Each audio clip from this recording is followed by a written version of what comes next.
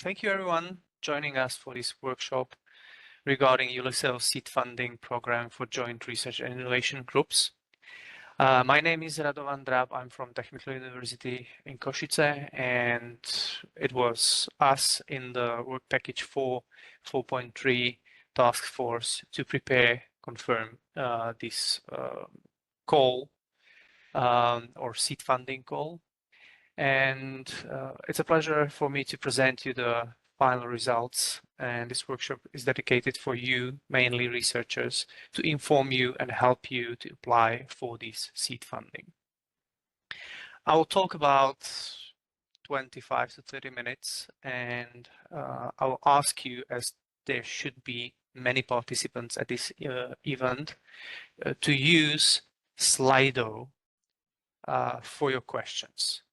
Slido is a web-based platform that allows you to ask questions, and then in the dedicated session at the end of my presentation, I'm going to address your questions through this platform. So I'm going to read the questions and then answer them, just to make it simpler for us, as many of you are taking part as this event. You can either type slido.com and write a specific code to the web page, or use your mobile phone to read that QR code that is just on your screens right now. I'll ask my colleague also to put the QR code and the code in the chat of our meeting.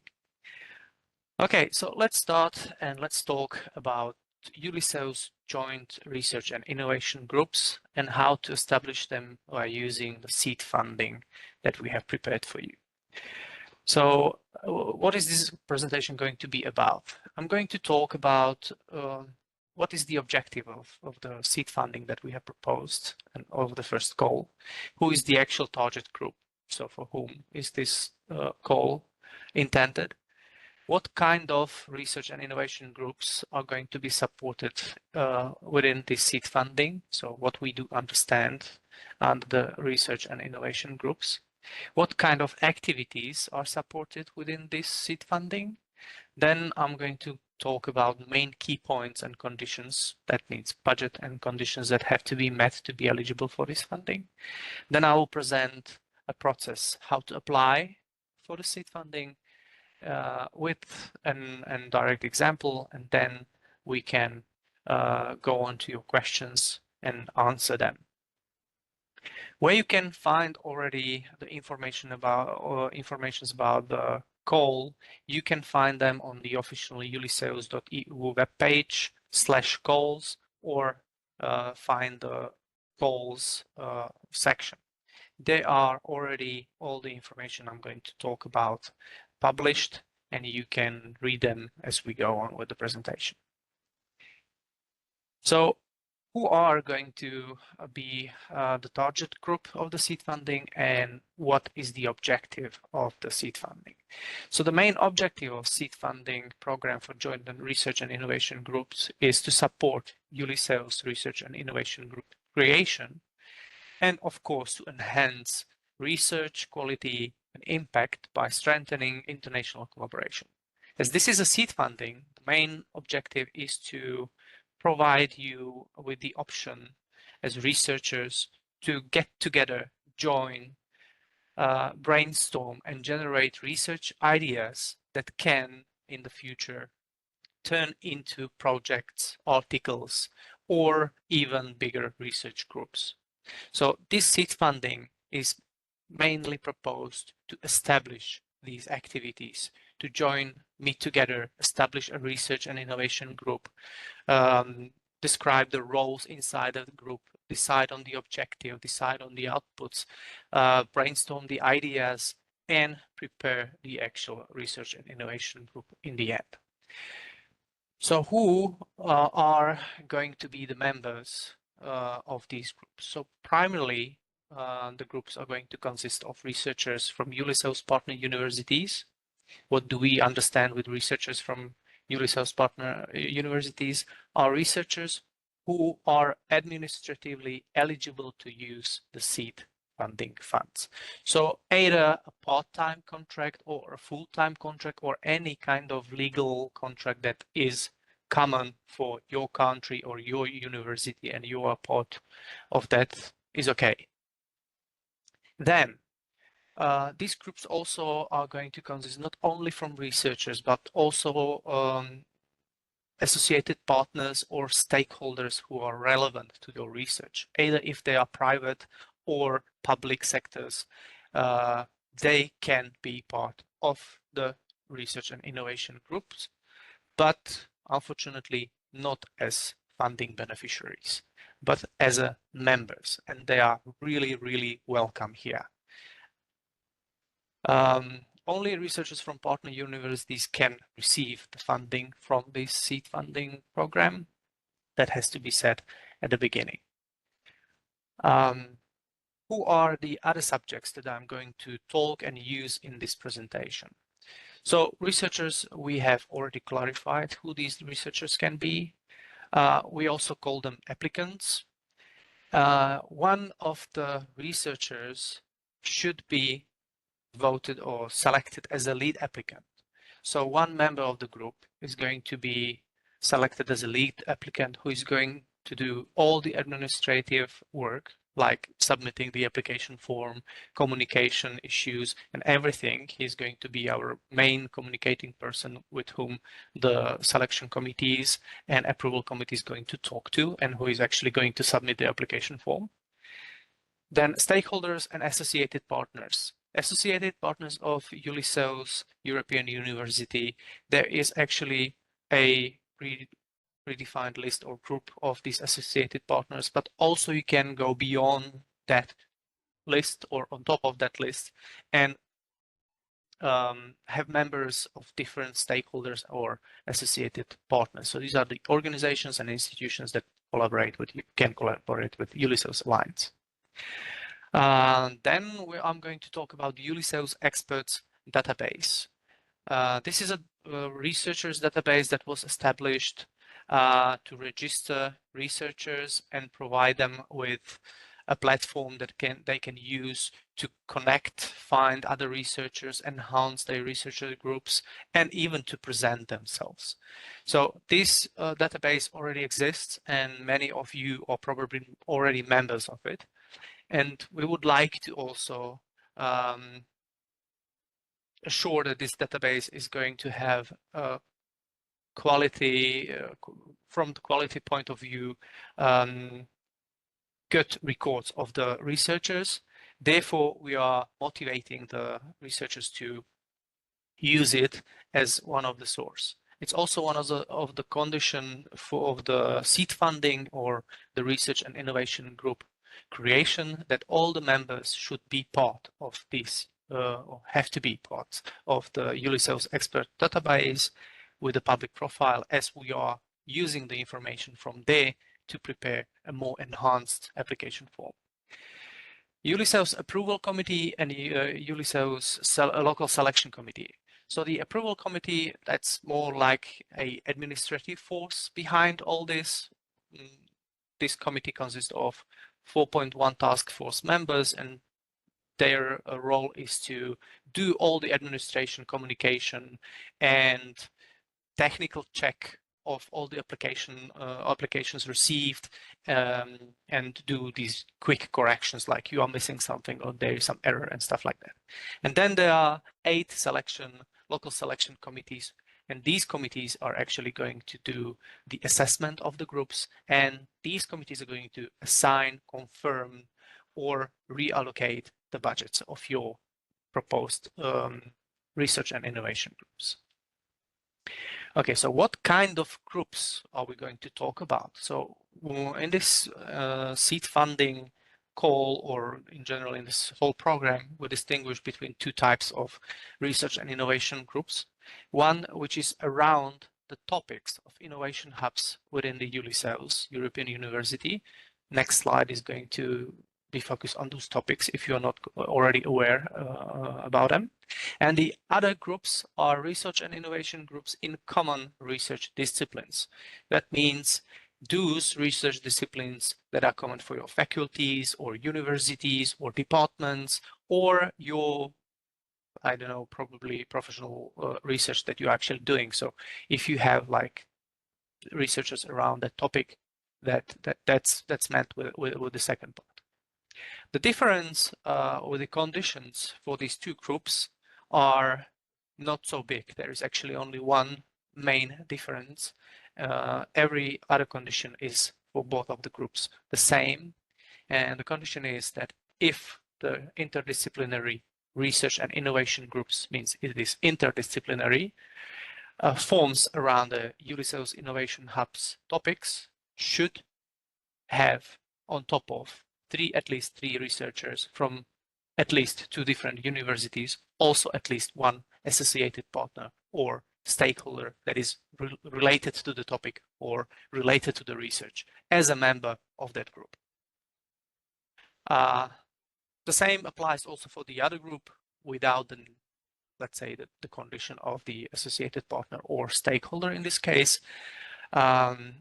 The second and the third condition is the same for all the groups. So each academic group member has to be registered in the Ulysseus Experts database. That implies also for the associated partner. I know it is a bit strange. Right now we are working on that. So all the names of the forms in the Ulysseus Expert database are also going to be so general that even the associated partner can fill in his data.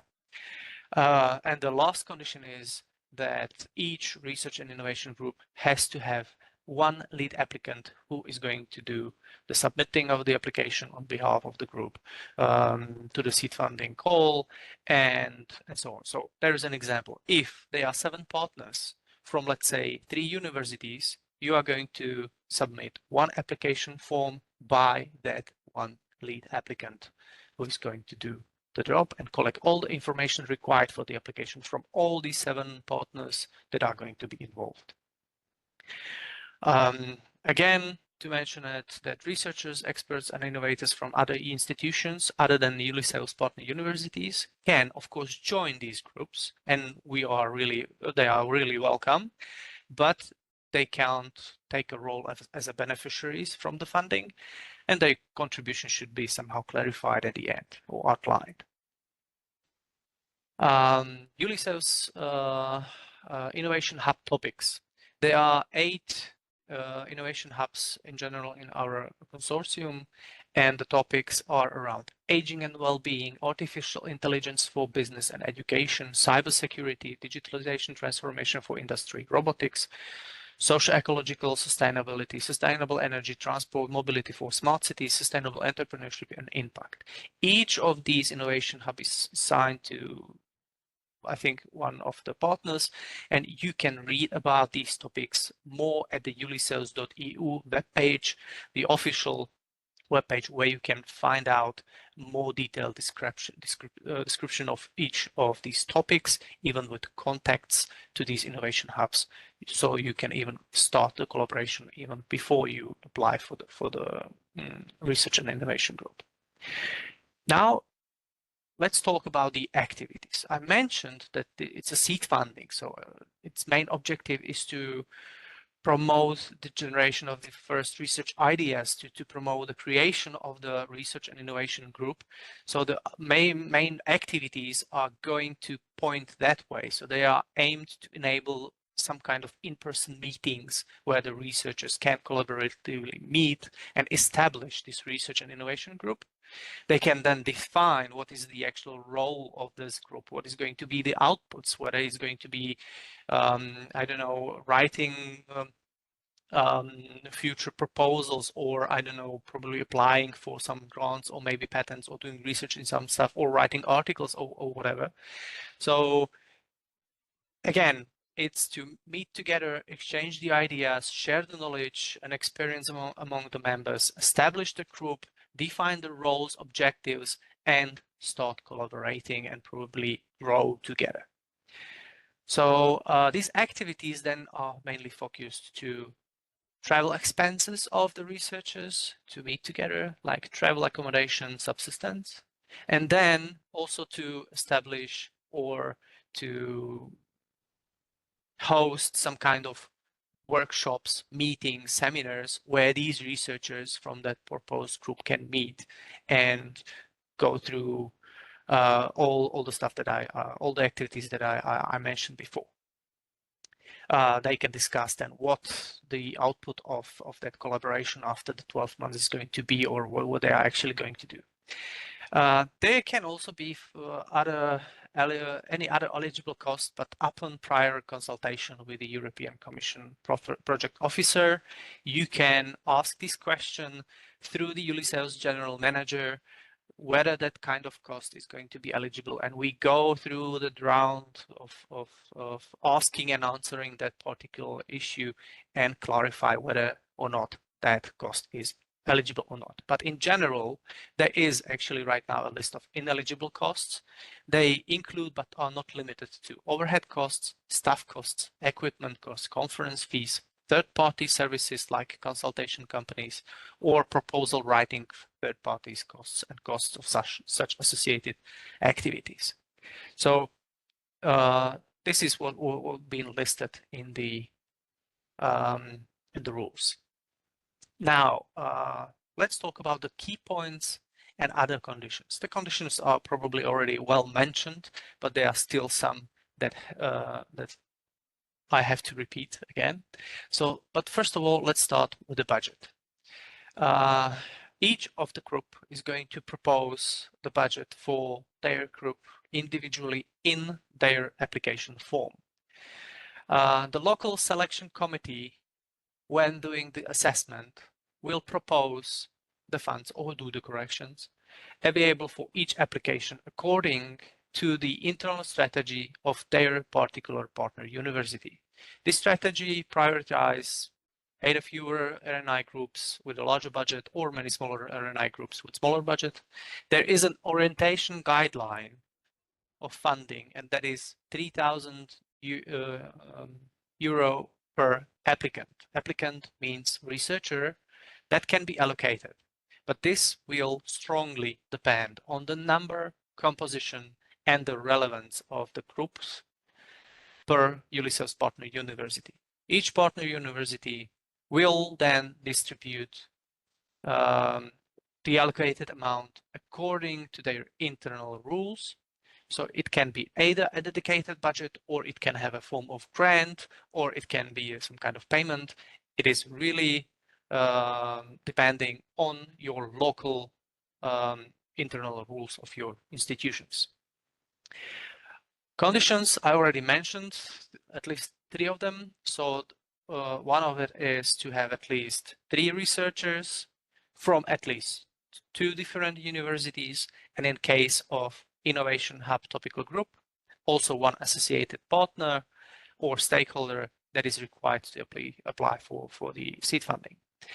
All the researchers have to be registered in the Ulysseus expert database, and please keep in mind that your profiles in the Ulysseus experts database should be really exhausting and the best, and should present you in the best light possible. Why? Because these information that are provided in the Ulysseus expert database are then going to be extracted and used to assess the quality of the members of the proposed groups by all these local selection committees.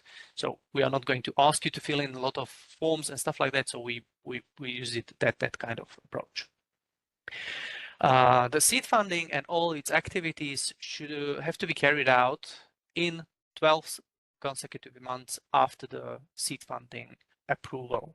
So right now, if everything goes according to the schedule, all these approved or supported research and innovation groups should start their process in September 25. So 12 consecutive months after that have they time to use their funds.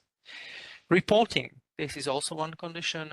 As these 12 consecutive months go over 1 year, we are obliged to ask you also for one page, a short report after or at the end of year 2025 or each year until 2027 because of the project duration.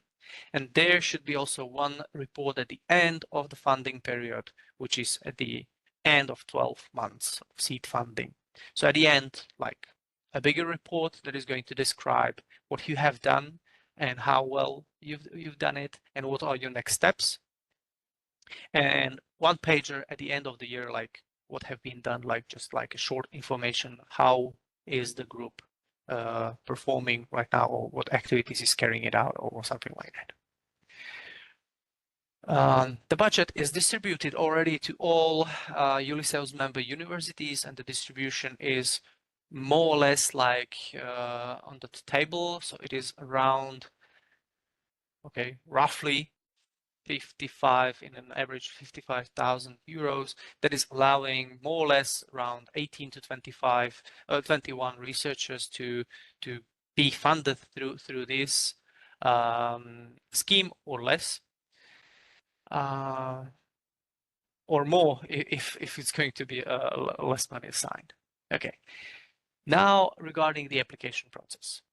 So to start at the very beginning, the first thing you should do when you are considering to apply for the seed funding to create a research and innovation group, either around the innovation hub topic or around the traditional or the common research topic at your faculty, you should consider who are going to be the potential members of the group and reach out. So let's contact them and ask them if they would like to participate. So that's, in my case, I said it's step 0, where either the applicant or group leader or any researcher can start this process.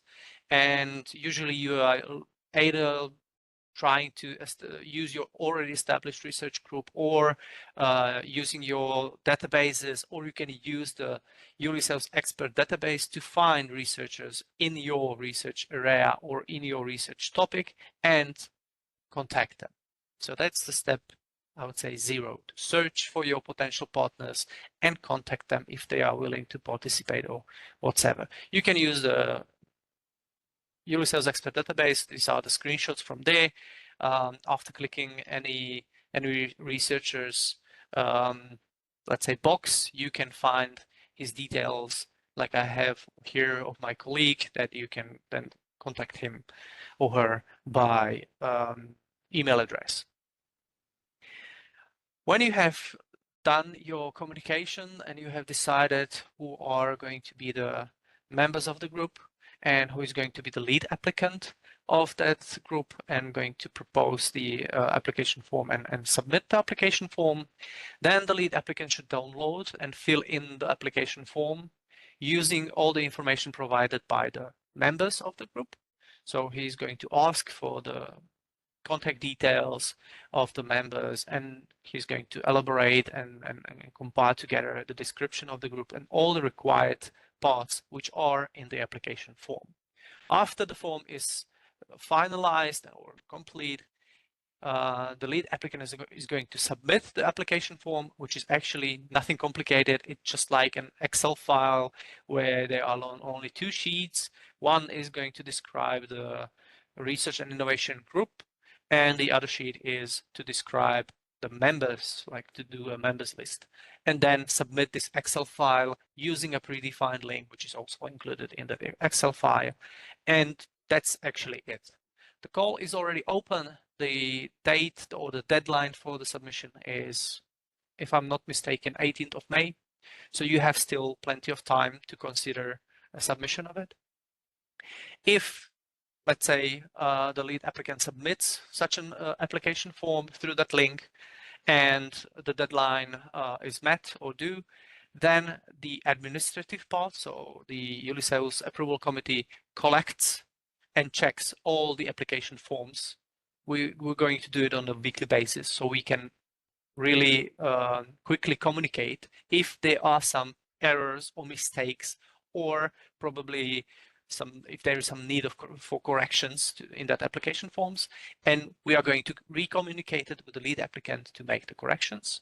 And then you have 15 days to respond And also there can happen one situation when if we're going to receive like application forms for really two similar groups with the same objectives and topics and things, we are going to ask these groups whether they could consider merging. So to submit one application form instead of two application forms, if it suits them. If not, we're going to go with two separate groups. So that's the technical check in that process. In this technical check, or after this technical check, we take that application form and we then going to enhance it. We're going to use the information from the Ulysseus expert database to better describe the members. So we're going to know about the members, what their articles are, where they are from, the affiliation, what kind of projects they are in, everything that is reasonably or that is reasonable to the selection committees that they would be interested in to assess the quality of the members. So you don't have to do anything here. We are going to use all the information that is already provided. Everything you have to keep in mind is just to send all the required information to the lead applicant about the members. After that, the selection process starts, where the local selection committees, which are already established at the 8 universities, going to receive these enhanced application forms, and they are going to decide which groups they are going to support, and they are going to also decide about the budget allocation for their institutions, researchers only. So that means they are going to decide about the funds that are assigned to the researchers coming from their institution only. After the assessment, again, all the results are going to be collected by us, and we are going to sum everything together and inform all the lead applicants and all the relevant partners with the final approval and do the communication. If the groups are going to be funded, that means at least two of the selection committees have assigned budgets. We're going to ask the groups if they agree with the results. If the feedback is going to be positive, the groups can start the funded activities and the reporting phase, and everything goes on. This should be happening in September. So how the application form looks like and what are the required data from your side. Okay, so the application form is prepared so that it fits well for the evaluation criteria that are going to be considered during the assessment phase. So what we are going to ask you to write about, so is the Ulysseus research and group name, to propose some kind of acronym for it, define the group type, whether it is a group around the innovation hub or not, define the group topic, mostly, what is the main topic of it, the group objectives, then try to describe with several keywords that best describe the group activities. Then there is a section dedicated to expected contributions of your group to the Ulysseus European University regarding the goals, expected outcomes and impact. The crucial part is regarding the long-term vision and follow-up activities that you plan to do after the actual period of the seed funding or even during it. Budget proposal, and the second sheet is the members list. The members list, I have put it at the bottom of this slide. I know it's super small and you would need like really, magnifying glass to see it, but it's not complicated to what we ask from the researchers. It's basically it's the name, surname, whether he is a lead applicant or just an applicant, role description in the group, affiliation, department, email that you have used in the Ulysseus expert database, and the information whether that member is a young researcher. Young researcher is somebody who is younger than 35 years or less than 7 years after the PhD. It is everything written in the seed funding program that is already published on the page with a call. Okay, so probably I'm going just to quickly, how can I do that? No.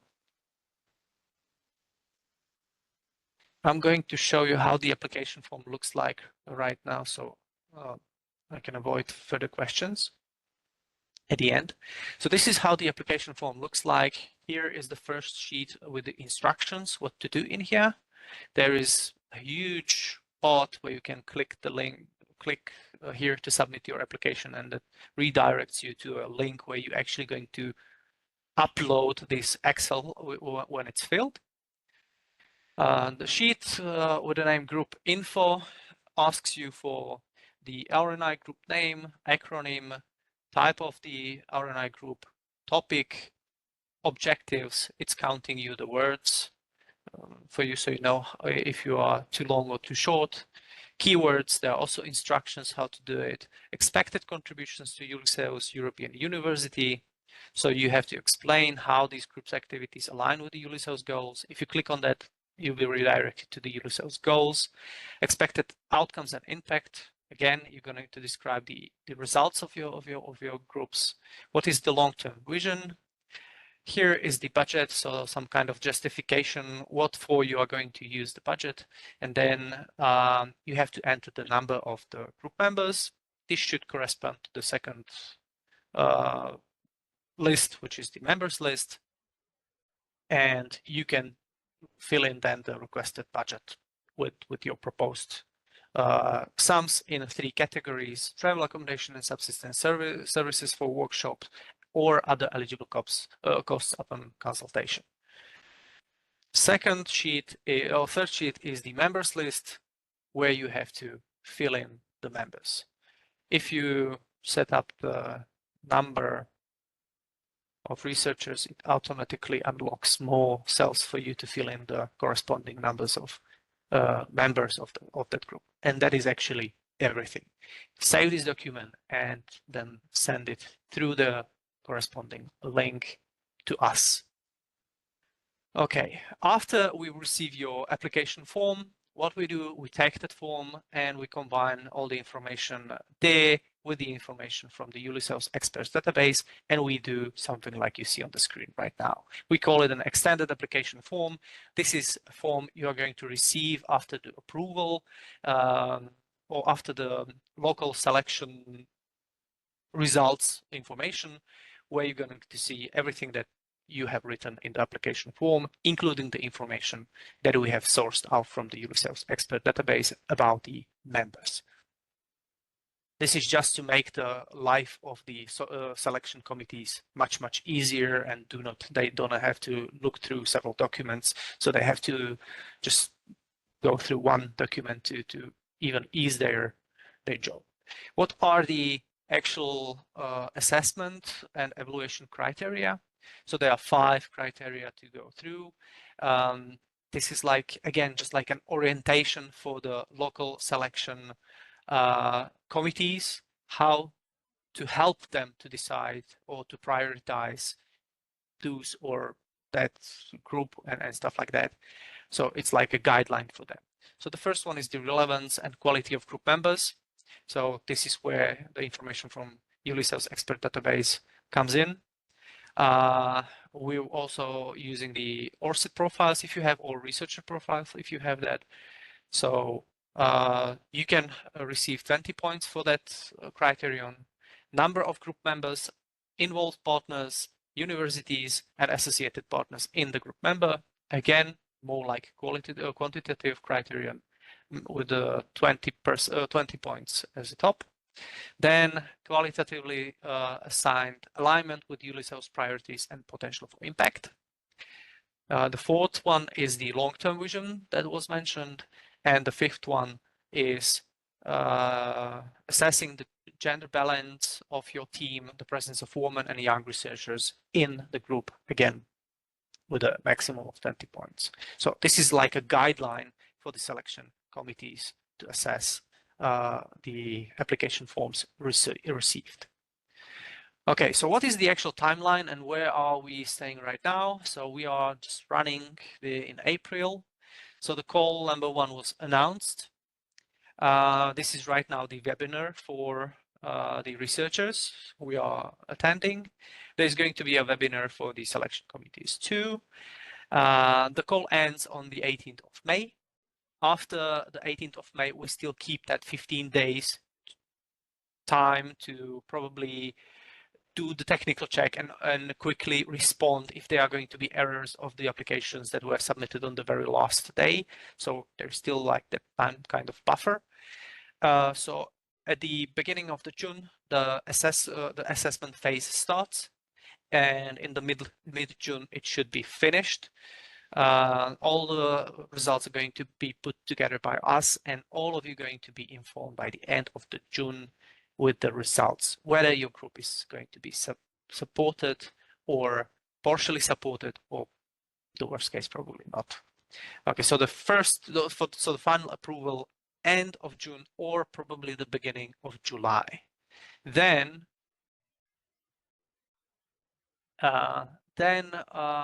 during the summer, we are going to ask you to confirm if you are okay with the final results and if you go on with the seed funding process. So you have like 2 months to do that, because it's summer and it's quite hard to get hold on some of the members probably, or so. So we are optimistic to start with the implementation phase in September. So if I'm counting right, then in December, these groups should submit the first annual report, and the grant report, if I calculated it correctly, should be then in August 26. But during this phase, a lot of things can change. That means that during the 12 months period, many of the groups can probably discover that they would like to have more members, or probably change those members, or partners, or add partners and stuff like that. So there are going to be 2 more calls with very high probability issued. They are going to even run parallel to the first call. So in 2026, we are going to announce another call to create and to expand the existing research groups. And in 2026, somewhere at the end of the year, the third call to expand the existing research and innovation groups. Why? Because we know that there can changes happen during the development of these groups, and we would like to allow them to also to grow and to include more members, or to apply for the second round of the funding scheme.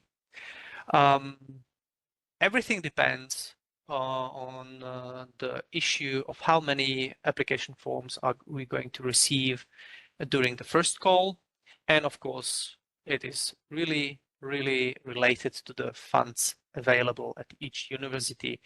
How much is from these funds going to be used for call number 1, and then how much is going to be left for call number 2. Okay, so let's have a look at one example how it could look like if you're going to apply for a joint research and innovation group. Imagine a situation that there is going to be a proposed group that is going to form around 4 universities together, 7 members in total. There is going to be 1 member from Technical University, 2 members from the MCI, 2 members from Hagahelia, and 2 members from University of Seville. Let's say the lead applicant is going to be from University of Seville. They will apply, sending the application form where the group is going to provide its description, the list of members, and they are also going to propose their budget. As there are altogether 7 members, they roughly can ask for 3,000 per researcher, which is together 21,000, split between Tuke as 1 researcher 3,000, MCI 2 researchers 6,000, Hagahelia 6,000, and Seville 6,000. After the selection process has been done, the situation is as follows. Only two committees have approved funding. They did it according to their internal rules or availability of funds. Let's just use this as a use case scenario. Hagahelia has approved 7,000 instead of 6,000 proposed. Seville has approved 4,200 instead of 6,000.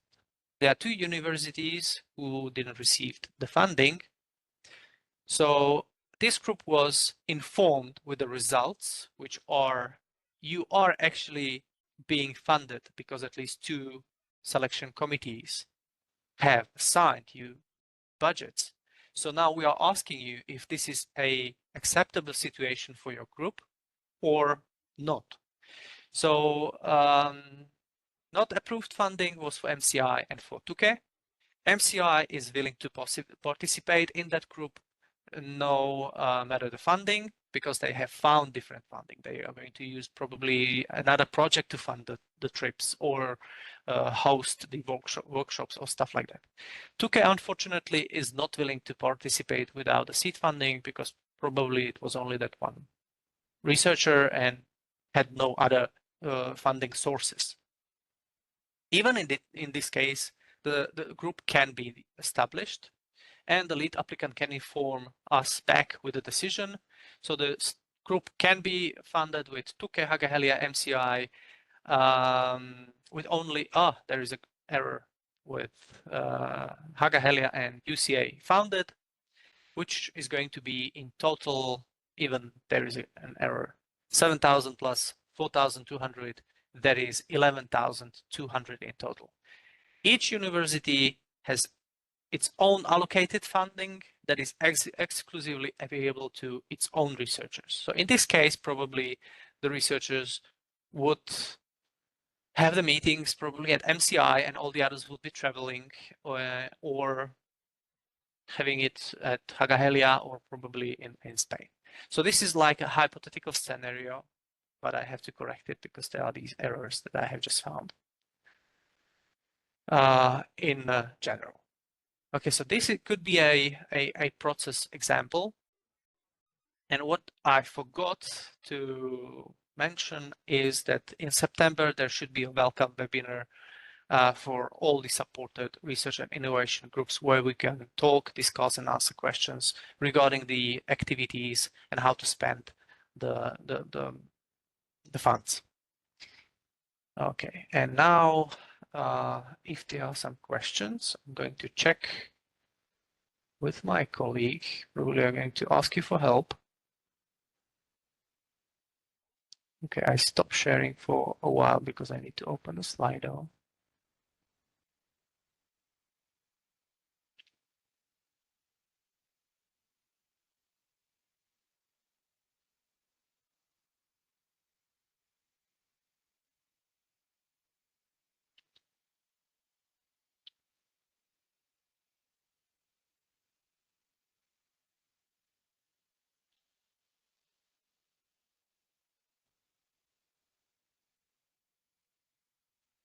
Okay, so I'll go, there are a lot of questions. I will go one by one. So the first question is whether I'm going to put it here. You can see probably the questions. Can also a master student be a researcher and apply for a fund? Answer is no. You have to have a legal contract with the university. Probably a master student has still a status of a student and can't be he can't then use the funds from the seed funding. If a master student is part of a research team and has a different type of contract on top of his studies, that could probably work. But in general, no. Yes, I did mean that there should be one main contact person per partner university. No, for the whole group is the correct response to that. So there is going to be one lead applicant who is going to act as a communication point for the whole research and innovation group. Yeah, the presentation has been sent a link to the chat, I think, if I'm not mistaken. and will be given to you available through the same communication channel as you have received the link for this meeting.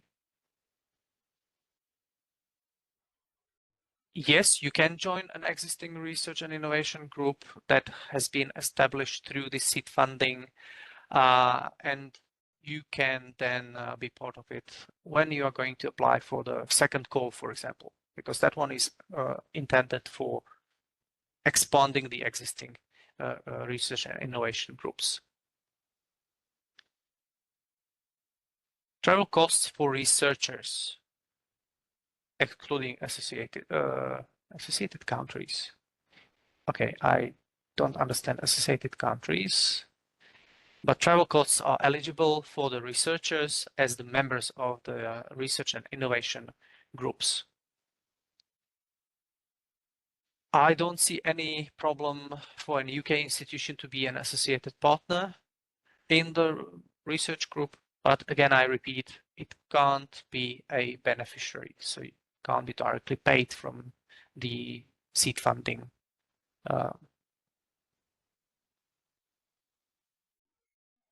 Yes, this is a good question. If the assessment is done by the committee of the lead applicant or by the committee from each university in the research and innovation group, the correct answer is the second part.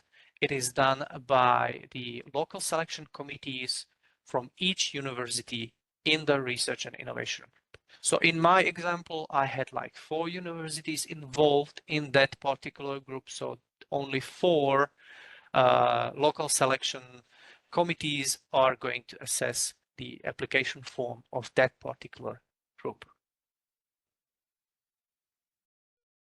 Okay.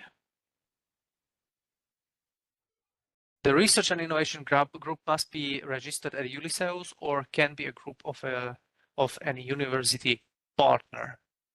Not absolutely sure if I understand correctly the question, but if there already exists a research group at your university and you would like to use the seed funding to turn that group into a Ulysseus research and innovation group by expanding and getting partners from different Ulysseus universities, this can be done because you already have some people together and you can do that. And if the group must be registered at Ulysseus, the answer is yes, but probably not in the way you are asking the question. During these 12 months, we are going to prepare a place or a form where this Ulysseus Research and Innovation Group is going to have its own like profile so that we can present them that they are the Ulysseus Research and Innovation Group with that objective and they are doing that and with these members. But this is in a development phase and it should be done before actually these 12 months will pass. So you at the end are going to be asked to copy paste some kind of text into some kind of form that I mean with the registration. Yes, the presentation is going to be shared. Could you repeat the second selection criteria, please? Second selection criteria or the evaluation criteria. Okay, I can go back to the presentation.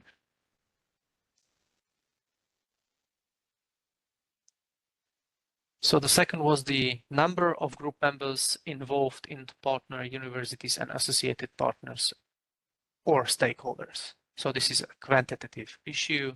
How many researchers and stakeholders and universities are part of the group?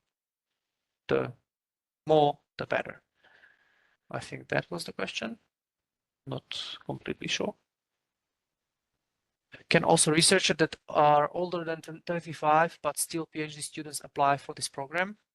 To that question, I'm going to refer you to the frequently asked questions on the page with the call that has been published, or to the official document, the seed funding program, where there is written who do we understand a young researcher is. But mostly, I think that is crucial what your institution has defined who the young researcher is in your country, because that can vary from university to university. Ulysseus certificate as a person of this event. Okay, I need to ask my colleague William if can ask this answer this question probably in chat. I don't know if you may have certificates. Thank you, Radovan. Just a quick answer. We can provide an email confirmation of attendance for this event, but not as a certificate. Okay, and the last question is really a good question. How is the funding provided to the groups in advance or at the end of the funding scheme? So basically, the answer is the funds are already allocated at the universities, at the partners. So the funds are there. But the administrative process, how the funds are going to find their way to the researchers, those can vary from university to university. Some of the universities can pay these funds in a form of grant, like to a direct researcher, but in some countries and at some institutions, this is not possible. So you can have like a dedicated budget, like your own project account where those funds are going to be fixed and you are going to use them to finance the flight tickets, the accommodation, to host a workshop, and so on and so on. But again, the process is really dependent on your local institution and that administration process, which can be different. That's my point of view. But at our university, we are going to have the dedicated budget, like allocated sum that is going to be approved, that I can use to finance my travels and do the workshops and finance all the costs which are eligible.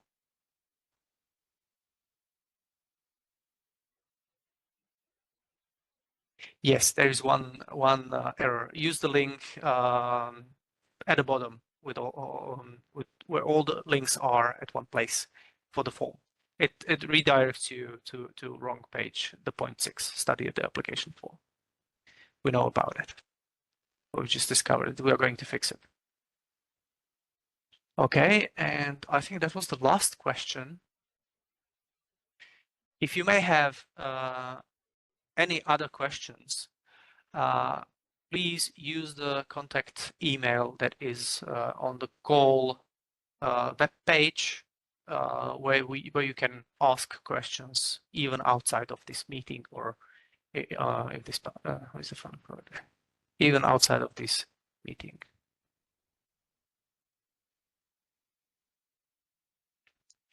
No, there are not available examples of successful application forms, as this is the first pilot call. So we can't provide you with something like that. But again, I'm just repeating that the form is not complicated and it's quite easy to understand.